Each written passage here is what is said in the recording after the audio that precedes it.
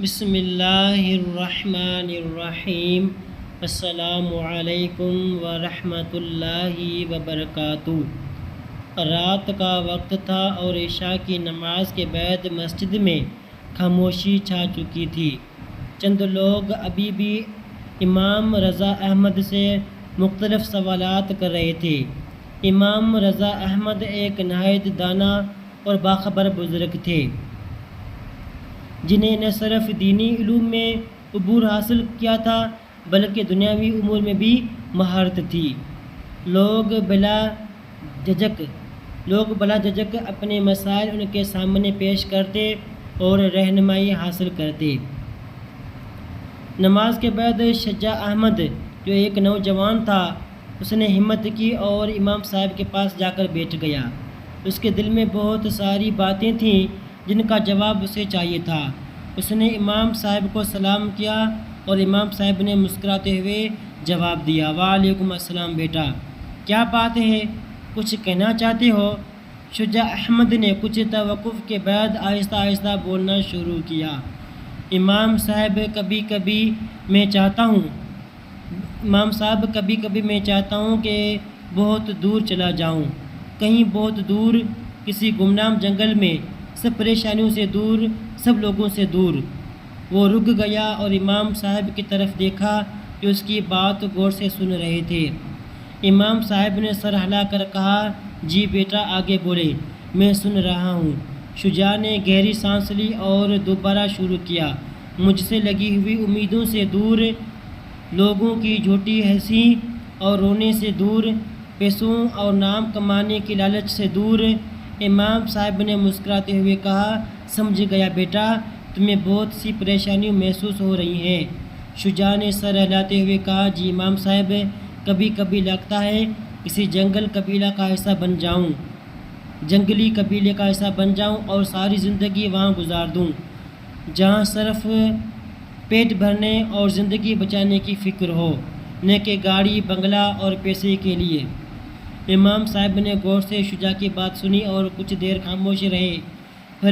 پھر انہوں نے کہا، بیٹا تمہاری باتیں سن کر مجھے ایک کہانی یاد آ گئی، شاید یہ کہانی تمہارے دل کی حالت کو سمجھنے میں مدد کرے۔ انہوں نے شجاع کو ایک کہانی سنائی شروع کی۔ ایک بار ایک ننھا پودا تھا جو ایک جنگل میں اگنے لگا۔ شروع میں وہ بہت خوش تھا کیونکہ اسے کھلی ہوا، تازہ پانی اور دھوپ ملتی تھی، لیکن جیسے جیسے وہ بڑا ہو گیا تھا اس کے ساتھ مشکلات بھی بڑھتی گئیں۔ کبھی طوفان آتے، کبھی جانور اسے نقصان پہنچاتے اور کبھی دھوپ کی کمی کی وجہ سے اسے مشکل ہوتی۔ ایک دن پودے نے فیصلہ کیا وہ اس جنگل زندگی سے تنگ آ چکا ہے اور اسے ایک ایسی جگہ جانا چاہیے جہاں کوئی پریشانی نہ ہو۔ وہ اپنی جڑیں اکھاڑ کر چلنے لگا، لیکن جیسے ہی وہ چلنے لگا اس نے دیکھا کہ اس کے قدم اٹھانے کے ساتھ ہی اس کے ارد گرد کی مٹی گرنے لگی اور اس کے ساتھ موجود دوسرے پودے اور درخت بھی متاثر ہونے لگے۔ پودے نے سوچا کہ وہ تو خود بھی اس زمین کا حصہ ہے اور اگر وہ یہاں سے چلا گیا تو نہ صرف وہ خود کمزور ہو جائے گا بلکہ اس کے ساتھ موجود دوسرے پودے بھی متاثر ہوں گے۔ اس نے واپس اپنی جڑیں مضبوطی سے زمین میں گاڑ دیں اور یہ سمجھ لیا کہ مشکلات کا سامنا کرنا ہی زندگی کا حصہ ہے۔ پودے نے پھر سے اپنی جڑیں مضبوط کیں اور مشکلات کا سامنا کیا۔ وقت کے ساتھ ساتھ وہ ایک مضبوط درخت بن گیا جو نہ صرف خود مضبوط تھا بلکہ دوسروں کو بھی سایہ اور سہارا دینے لگا۔ امام صاحب نے کہانی ختم کرتے ہوئے کہا، بیٹا زندگی میں مشکلات آتی ہیں لیکن ان کا سامنا کرنا ہی ہمیں مضبوط بناتا ہے۔ اگر ہم ان سے بھاگیں گے تو نہ خود مضبوط ہو سکیں گے اور نہ ہی دوسروں کو سہارا دے سکیں گے۔ ہر شخص کی زندگی میں ایک ایسا موڑ آتا ہے جب اسے لگتا ہے کہ سب کچھ چھوڑ کر بھاگ جانا چاہیے، لیکن اصل ہمت وہ ہے جو ان مشکلات کا سامنا کرنے میں ہے۔